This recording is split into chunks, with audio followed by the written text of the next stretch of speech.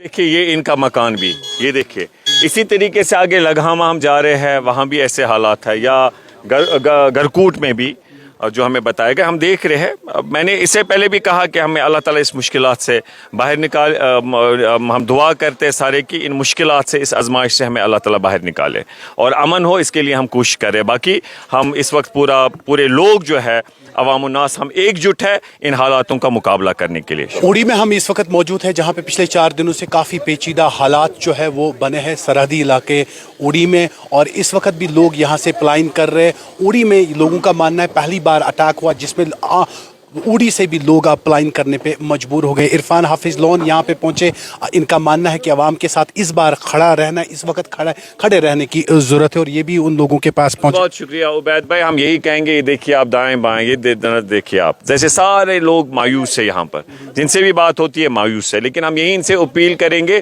कि इस वक्त की ज़रूरत है, हम सबको एक होना है, हौसला रखना है। हम उम्मीद करते हैं हम इन हालातों से बाहर आएंगे, यहाँ अमन कायम होगा, हम उसके लिए दुआ करते हैं।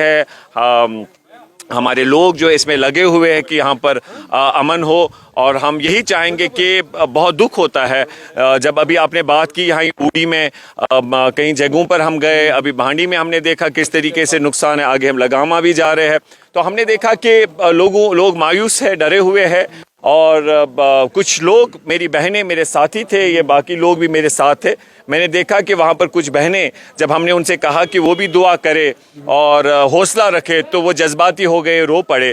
तो हमने उसमें चाहा कि उनसे गुजारिश की कि वो हिम्मत ना हारे और हालातों का मुकाबला करे। और बहुत दर्द होता है हमको भी ये देख के कि किस तरीके से लोग परेशान हैं, लेकिन हमारा जो प्रशासन है, इंतज़ामिया है, हमने जब लोगों से बात की, उन्होंने कहा कि यहाँ ये जो एडमिनिस्ट्रेशन है हर मुमकिन कोशिश कर रही है कि उनको सहूलियत पहुँचे। उन्होंने वहाँ पर जो भी वहाँ पर लोग मौजूद थे उनका शुक्रिया अदा किया, और ये भी कहा कि लोग वॉलंटरली जो आ रहे हैं और वो भी कह रहे हैं कि हमें भी मौका दिया जाए, और इससे ये साबित होता है कि जो हमारी टीचिंग्स है, जो कश्मीरियत है, जो इंसानियत है, वो जज्बा जो है अभी लोगों में बरकरार है। और हम उम्मीद करते हैं, और आपसे भी कहते हैं, अवामुन्नास से भी कहते हैं, पूरे मुल्क के लोगों से, हम वतनों से मैं कहना चाहता हूँ, अपने जम्मू कश्मीर के अवाम से बिलखुसूस, कि वो दुआ करे कि अल्लाह ताला हमें इस मुश्किलात से बाहर निकाले।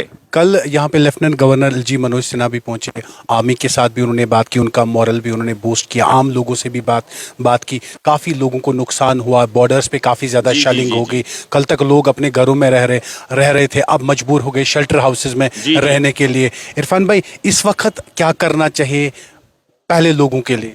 देखिए, सबसे पहले तो हमें सब लोगों को, मैंने कहा ना, मिलजुल के, इसमें हम सब एक है, एक आवाज़ बन के चल रहे हैं।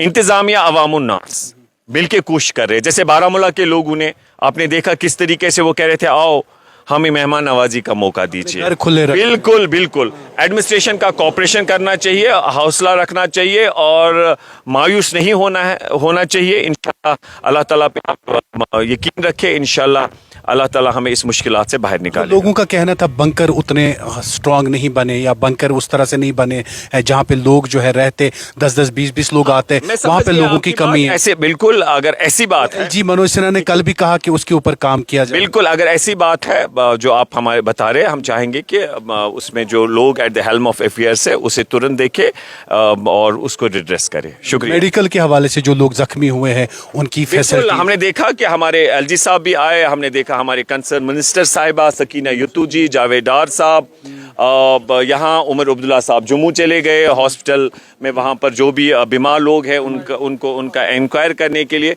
तो हम ये समझते हैं कि उसमें भी ख्याल रखा जा रहा है। तो हम उम्मीद करते हैं कि जो लोग ज़ख्मी है कि उनको पूरी तरीके से इलाज हो और कोई भी वहाँ पर कोताही ना हो। उमर साहब ने आज कहा कि जो लोग इसमें अपनी जान गंवा गए उनकी घर वालों को 10-10 लाख रुपए मिलेगा।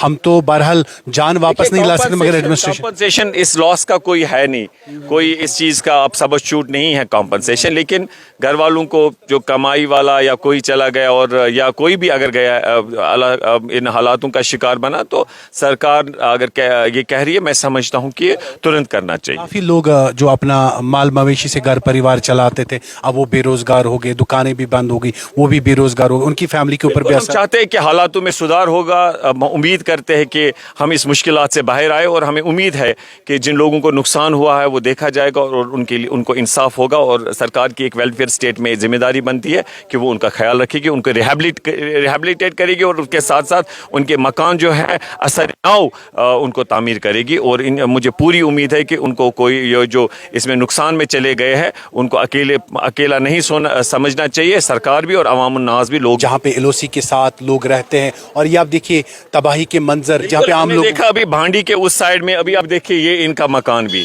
یہ دیکھیے اسی طریقے سے آگے لگہامہ ہم جا رہے ہیں، وہاں بھی ایسے حالات ہے، یا گرکوٹ میں بھی جو ہمیں بتایا گیا. ہم دیکھ رہے ہیں، میں نے اس سے پہلے بھی کہا کہ ہمیں اللہ تعالیٰ اس مشکلات سے باہر نکال، ہم دعا کرتے سارے کہ ان مشکلات سے، اس آزمائش سے ہمیں اللہ تعالیٰ باہر نکالے اور امن ہو، اس کے لیے ہم کوشش کریں. باقی ہم اس وقت پورے لوگ جو ہے عوام الناس، ہم ایک جٹ ہے ان حالاتوں کا مقابلہ کرنے کے لیے. شکریہ ہمارے ساتھ بات کرنے کے لیے. عرفان حافظ لون کرری واگورہ کانسٹیٹوئنسی کے MLA اس وقت اوڑی میں موجود ہے، جہاں پہ لوگوں کے بیچ میں جا رہے لوگوں کا.